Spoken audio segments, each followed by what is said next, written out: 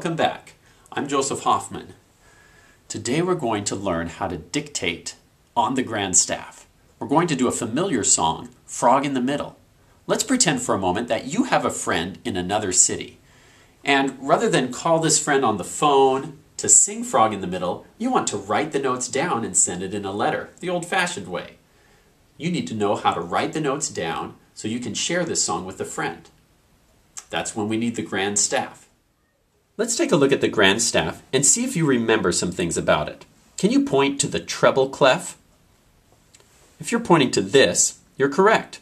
The treble clef is where we draw the high notes. Now point to the bass clef. If you're pointing here, you're correct. It's for the lower notes. Usually our left hand plays the notes in the bass clef, and our right hand will play the notes in the treble clef. When you play Frog in the Middle, can you remember the note that it starts on?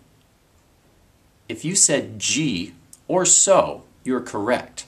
Usually when we play Frog in the Middle, we use our pinky or finger 5 on G or so. Now, let's go down to the staff and see if we can find where to put G. Do you remember which line is the treble G line? If you're pointing to this line, you're correct. This line is treble G because it goes right through this swirly part of the treble clef. Frog in the Middle starts on G, so I'm going to put a note right there. Now, it doesn't have just one G, but 3 Gs.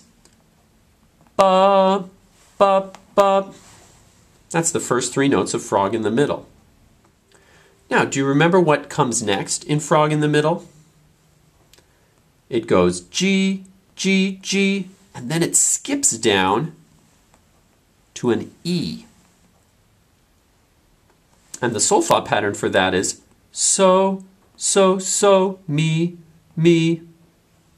Can you point to the notes on your screen and sing that with me? So, so, so, me, me. We just drew the beginning of Frog in the Middle. Now let's try and draw the next part. So far we have Frog in the middle. What comes next? That's right, another so.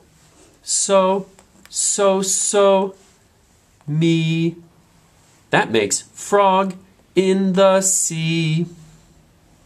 Let's try singing the whole thing. Point with me and sing the so, me, do words. So, so, so, me, me, so, so, so, me. Now let's sing the regular words. Try it with me. Frog in the middle, frog in the sea. Now I'm going to clear these off and let's try the rest of the song. Now we need frog in the middle. The same pattern we had before would do. Frog in the middle. Then we need can't catch me. This note skips all the way down to C or do. Now we're going to need a ledger line because the notes will go off the staff. So this ledger line will help us find middle C, which is the note that Frog in the Middle ends on. And we're going to need 3 of them. So we'll need 3 ledger lines with 3 notes. Now point with me and sing the end of Frog in the Middle. So, so, so, me, me, do, do, do. Let's try the real words. Frog in the middle, can't catch me. If you go to our website, you can download an activity sheet where you get to draw the notes to Frog in the Middle yourself. Thanks for coming and hope to see you again next time.